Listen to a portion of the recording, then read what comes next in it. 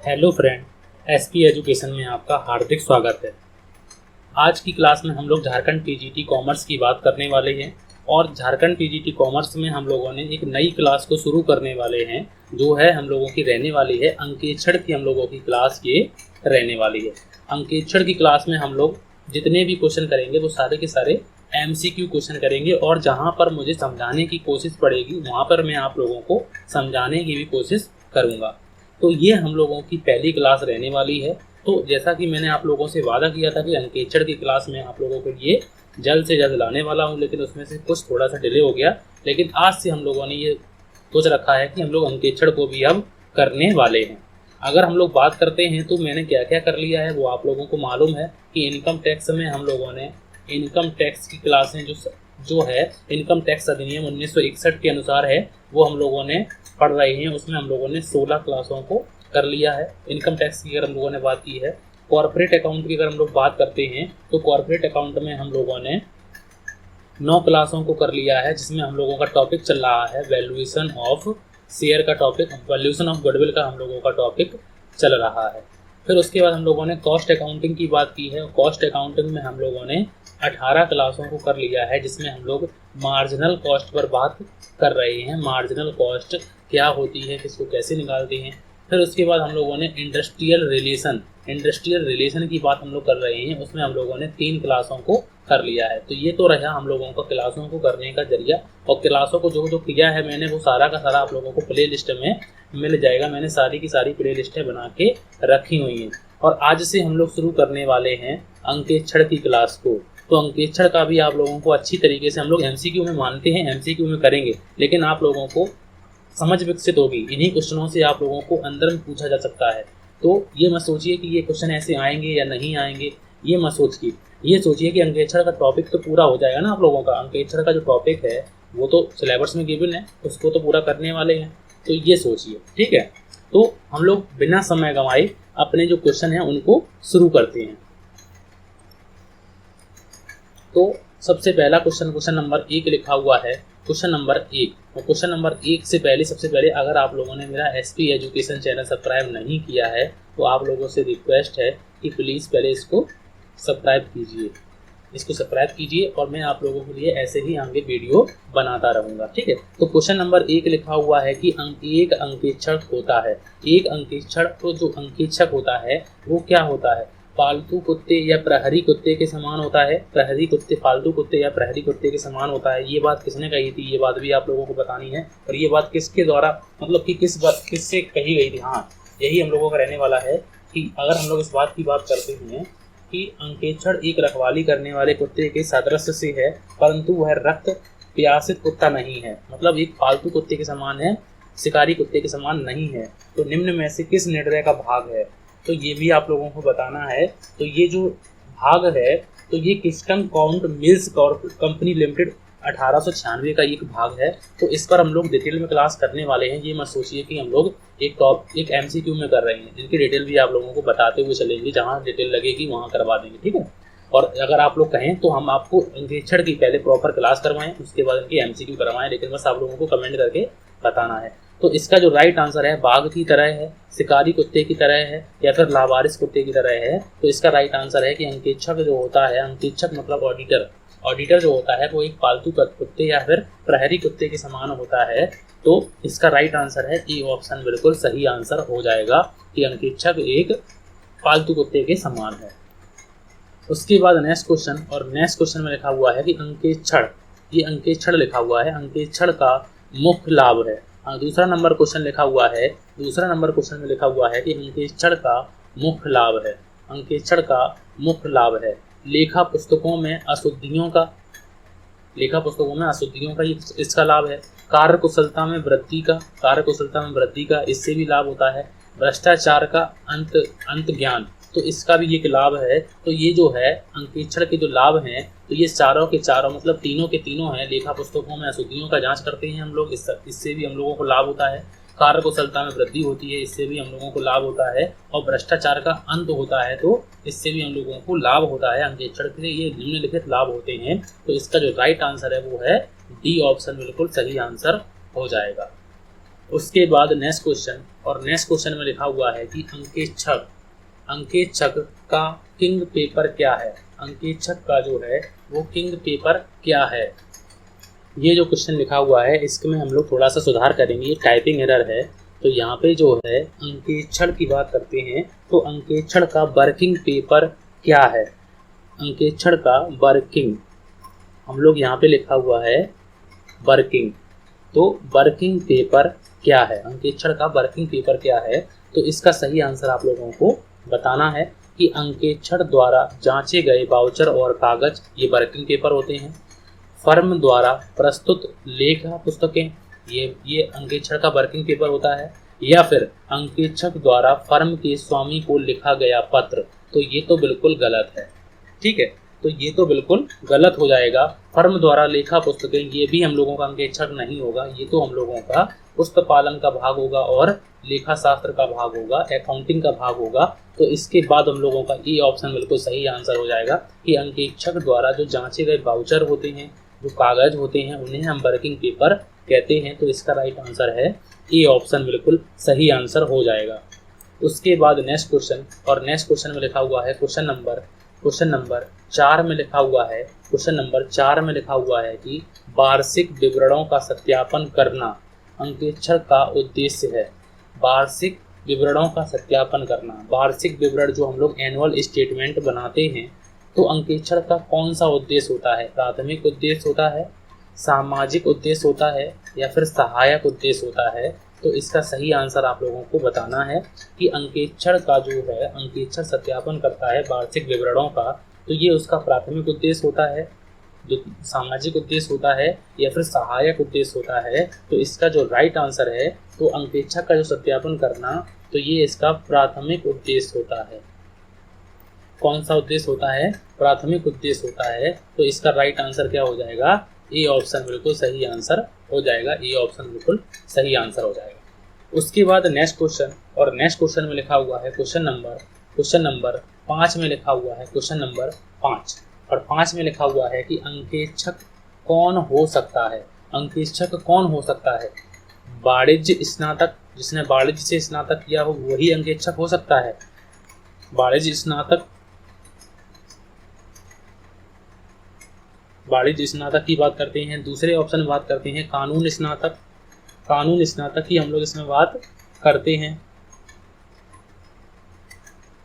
चौथा ऑप्शन लिखा हुआ है लागत लेखाकार, और इनमें से कोई नहीं। तो इसका जो राइट आंसर है कि अंकेक्षक कौन हो सकता है, तो इसका जो राइट आंसर है तो है इनमें से कोई ऑप्शन अच्छा नहीं है, इसलिए ये तीनों गलत है। तो इसलिए इसका राइट आंसर हो जाएगा डी ऑप्शन, इनमें से कोई नहीं अंकेक्षक कौन हो सकता है। अभी क्वेश्चन आएंगे आप लोगों को, तब उसमें भी आप लोग जान सकेंगे कि अंकेक्षक कौन हो सकता है। ठीक है, उसके बाद नेक्स्ट क्वेश्चन, और नेक्स्ट क्वेश्चन में लिखा हुआ है क्वेश्चन नंबर 6 में लिखा हुआ है कि इंग्लैंड में कंपनी खातों का अंकेक्षक कब अनिवार्य किया गया।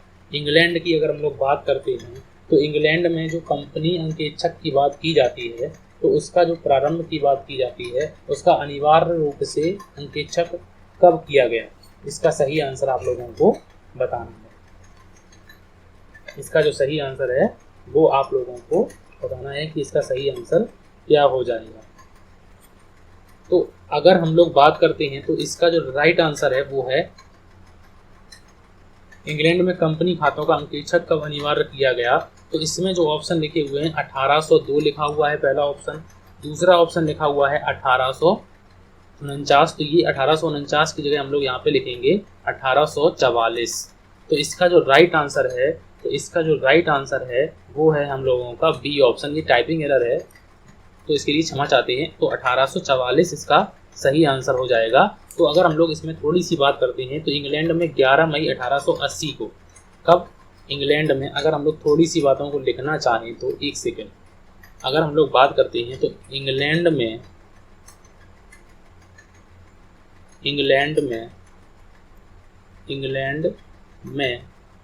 11 मई 1880 को इंस्टीट्यूट ऑफ चार्टर्ड अकाउंटेंट की स्थापना हुई थी। तो इस क्वेश्चन को भी याद रखना है आप लोगों को। इसके साथ ही इसको भी याद रखना है कि इंग्लैंड में 11 मई 1880 को इंस्टीट्यूट इंस्टीट्यूट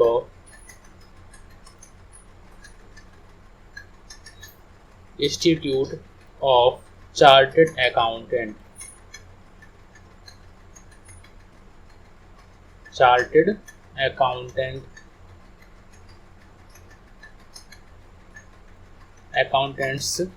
की स्थापना की गई। ठीक है, तो इसका जो राइट आंसर हम लोगों का 1844 हो जाएगा। और इस क्वेश्चन को भी अभी आप लोग देखेंगे आगे, क्योंकि मैंने इसमें लिख रखे हैं। तो इसका जो राइट आंसर हो जाएगा, तो इसका राइट आंसर तो 1844 इसका सही आंसर हो जाएगा। अगर हम लोग बात करते हैं तो इंग्लैंड की कंपनी अधिनियम 1844 के अंतर्गत की बात हम लोग कर देंगे, और अभी आगे बहुत सी बातों को हम लोग पढ़ेंगे, आप लोग बेफिक्र रहिए।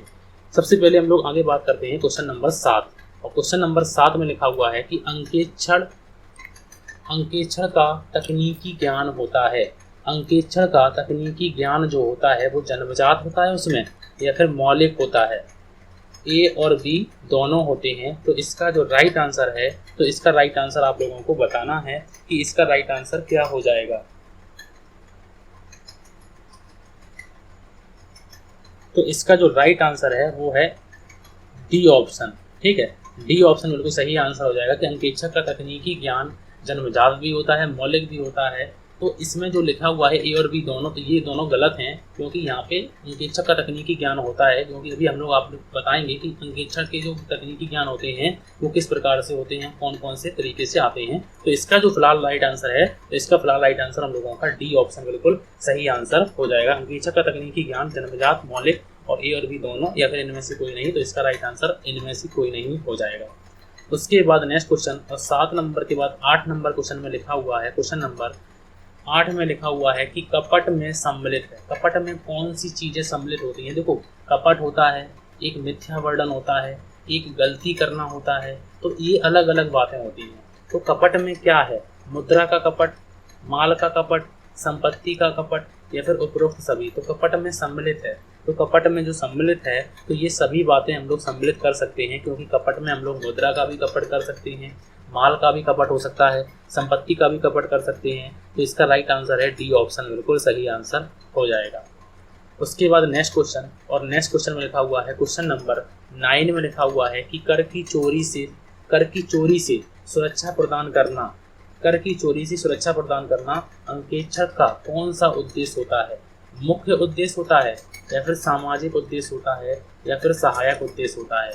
तो कर की चोरी से सुरक्षा प्रदान करना अंकेक्षक का कौन सा उद्देश्य होता है? तो इसका जो राइट आंसर है, तो कर की चोरी से सुरक्षा करना। अगर कर, देखो कोई कस्टमर कर की चोरी करेगा, मतलब सरकार को टैक्स नहीं देगा, तो वो क्या करेगा? तो वो सामाजिक के प्रति अपना दायित्व नहीं निभा रहा होगा। ठीक है, मतलब वो समाज के प्रति अपना दायित्व नहीं निभा रहा होगा, क्योंकि सरकार टैक्स का क्या करेगी? समाज को डिस्ट्रीब्यूट कर देगी, सामाजिक कार्यों में लगाएगी। अब जब सरकार के पास टैक्स ही नहीं पहुंचेगा, कर की चोरी करेंगे, तो क्या होगा? तो इसका राइट आंसर हो जाएगा बी ऑप्शन, बी ऑप्शन बिल्कुल सही आंसर हो जाएगा कि ये जो है, ये इसका सामाजिक उद्देश्य होता है। कर की चोरी से सुरक्षा प्रदान करना, ये सामाजिक उद्देश्य में आता है। सामाजिक उद्देश्य की हम लोग इसमें बात करने वाले हैं। तो 9 नंबर का बी ऑप्शन बिल्कुल सही आंसर हो जाएगा। उसके बाद नेक्स्ट क्वेश्चन, और 10 नंबर क्वेश्चन में लिखा हुआ है, क्वेश्चन नंबर 10 में लिखा हुआ है कि कार्यालय सोफा का प्रयोग घरेलू कार्य में करना। कार्यालय में हम लोगों ने सोफा लगाने के लिए लिया, ठीक है, लेकिन उसका यूज हम अपने घरेलू काम में करते हैं या घरेलू कार्यों में करते हैं। तो माल का ये गबन कहलाता है, श्रम का गबन कहलाता है, या फिर संपत्ति का गबन कहलाएगा, या फिर इनमें से कोई नहीं। तो इसका जो राइट आंसर है कि क्योंकि सोफा जो होगा वो फर्नीचर में आ जाएगा हम लोगों का, तो इसलिए जो राइट आंसर होगा, फर्नीचर हम लोगों की संपत्ति होगी। तो इस प्रकार से हम संपत्ति का गबन करते हैं। तो इसका राइट आंसर होगा सी ऑप्शन, बिल्कुल सही आंसर हो जाएगा। उसके बाद नेक्स्ट क्वेश्चन, और नेक्स्ट क्वेश्चन में लिखा हुआ है क्वेश्चन नंबर 11 में कि भारत में चार्टर्ड अकाउंटेंट अधिनियम पारित हुआ। भारत में अगर हम लोग बात करते हैं तो भारत में चार्टर्ड अकाउंटेंट अधिनियम पारित हुआ 1947 में, 1949 में, 1956 में, या 1965 में। तो भारत में चार्टर्ड अकाउंटेंट अधिनियम पारित हुआ, तो इसका राइट आंसर है 1949 में। भारत में अगर हम लोग बात करते हैं तो इसका जो राइट आंसर है 1949 इसका बिल्कुल सही आंसर हो जाएगा कि भारत में चार्टर्ड अकाउंटेंट अधिनियम 1949 में पारित हुआ, तो इसका राइट आंसर बी ऑप्शन बिल्कुल सही आंसर हो जाएगा। उसके बाद नेक्स्ट क्वेश्चन, और नेक्स्ट क्वेश्चन में लिखा हुआ है, क्वेश्चन नंबर 12 में लिखा हुआ है कि कौन सा कथन असत्य है। इनमें से कौन सा जो कथन है वो असत्य है। तो अंकेक्षण का कार्य लेखाकर्म के बाद पश्चात होता है, तो बिल्कुल सही। उसके बाद त्रुटियों एवं कपटों का पता लगाना व रोकना अंकेक्षक का मुख्य उद्देश्य होता है।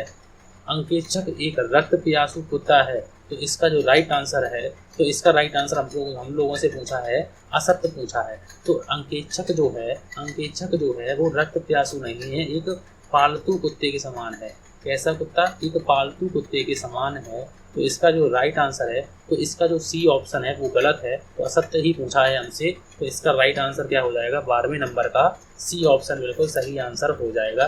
तो इसका राइट आंसर होगा सी ऑप्शन बिल्कुल सही आंसर हो जाएगा। उसके बाद नेक्स्ट क्वेश्चन, और नेक्स्ट क्वेश्चन में लिखा हुआ है क्वेश्चन नंबर 13 में। क्वेश्चन नंबर 13 में लिखा हुआ है कि अंकेक्षक का कार्य है। अंकेक्षक का क्या कार्य है? खातों की गणितीय शुद्धता जांचना, कपट का पता लगाना व रोकना, त्रुटियों का पता लगाना व रोकना। तो इसका जो राइट आंसर है, तो ये तीनों के तीनों कार्य हम लोगों के अंकेक्षक के हो जाएंगे। तो इसका जो राइट आंसर है वो हो जाएगा डी ऑप्शन बिल्कुल सही आंसर हो जाएगा। और आप लोगों ने बिल्कुल सही आंसर लगाया है कि डी ऑप्शन बिल्कुल सही आंसर हो जाएगा। उसके बाद नेक्स्ट क्वेश्चन, और नेक्स्ट क्वेश्चन में लिखा हुआ है क्वेश्चन नंबर 14 में लिखा हुआ है कि प्रबंधकों को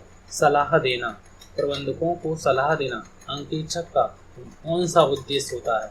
अंकेक्षक का मुख्य उद्देश्य होता है, सहायक उद्देश्य होता है, या फिर सामाजिक उद्देश्य होता है?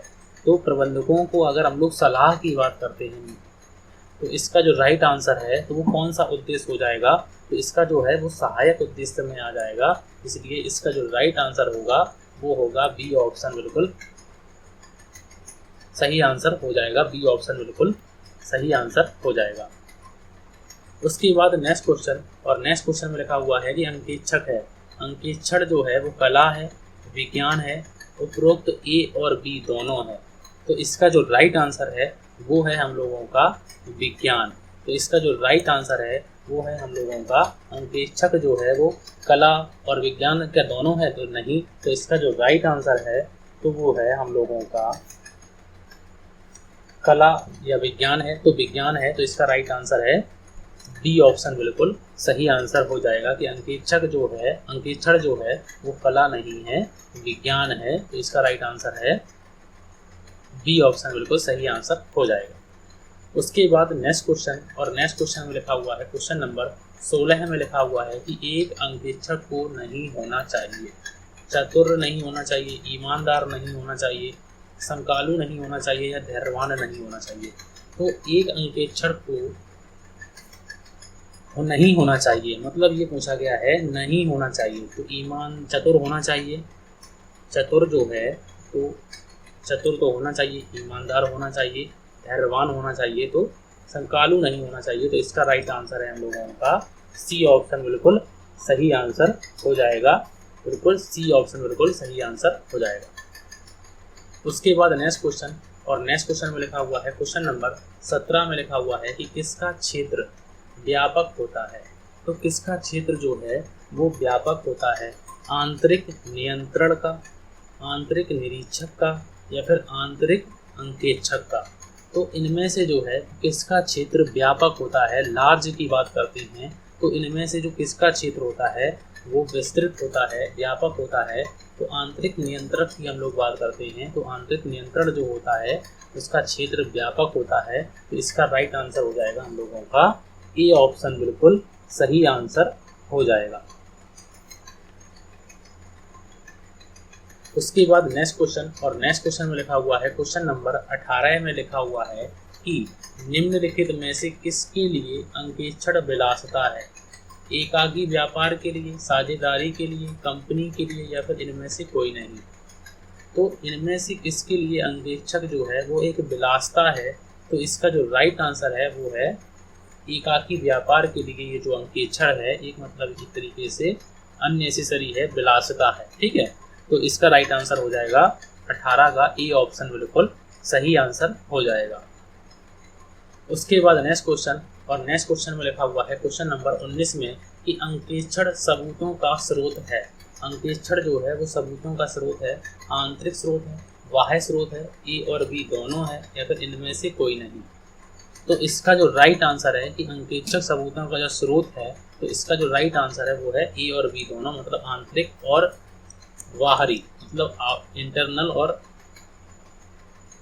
इंटरनल की बात करते हैं हम लोग और एक्सटर्नल की बात करते हैं।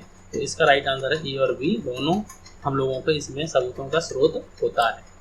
उसके बाद नेक्स्ट क्वेश्चन, और नेक्स्ट क्वेश्चन में लिखा हुआ है क्वेश्चन नंबर 20 में लिखा हुआ है कि विनियोजकों की सुरक्षा, मतलब कि जो इन्वेस्टर्स होते हैं उनकी सुरक्षा अंकेक्षक का कौन सा उद्देश्य होती है। तो वो कौन सी उद्देश्य होती है, सामाजिक उद्देश्य होती है, आर्थिक उद्देश्य होता है, प्राथमिक उद्देश्य होता है, या फिर सहायक उद्देश्य होता है।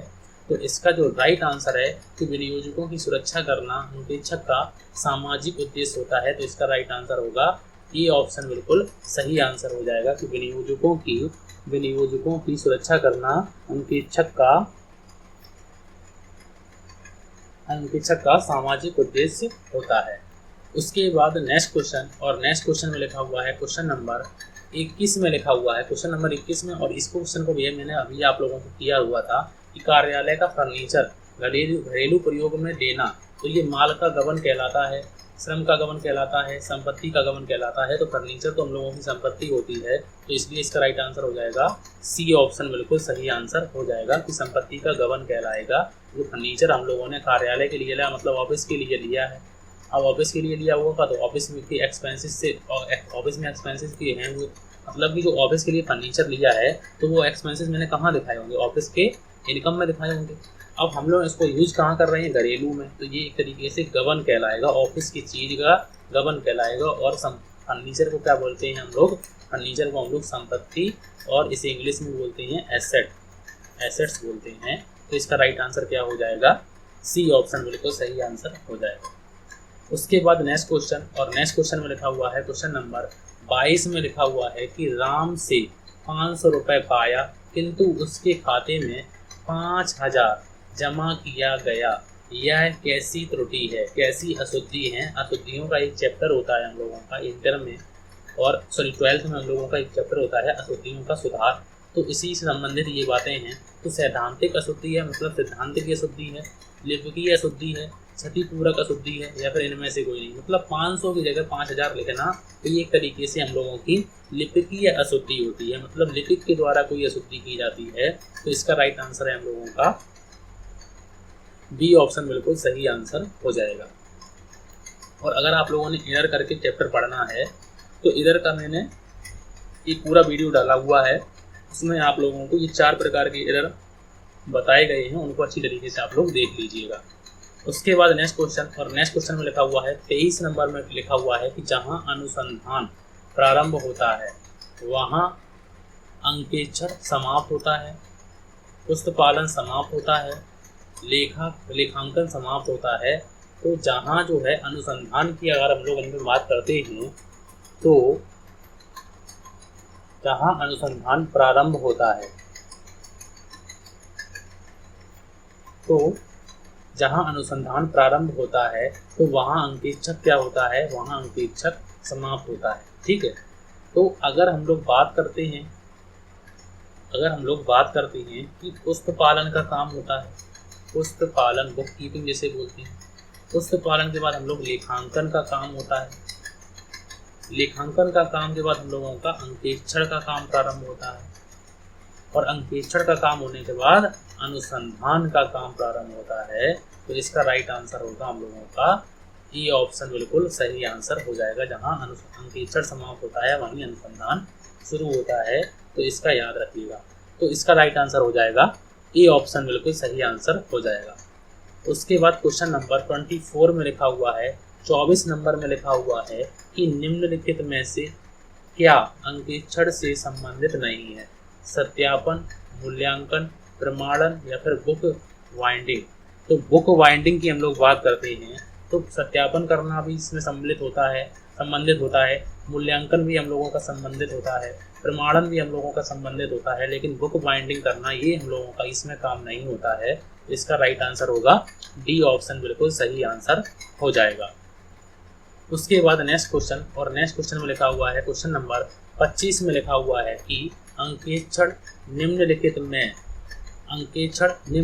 से करना चाहिए। अंकेक्षण एक पेशेवर लेखाकार से करवाना चाहिए, एक सुयोग्य लेखाकार से कराना चाहिए, एक सनदी लेखाकार से मतलब चार्टर्ड अकाउंटेंट से कराना चाहिए, एक प्रमाणित प्रबंध लेखापालक से करवाना चाहिए। तो अंकेक्षण निम्नलिखित से कराना चाहिए।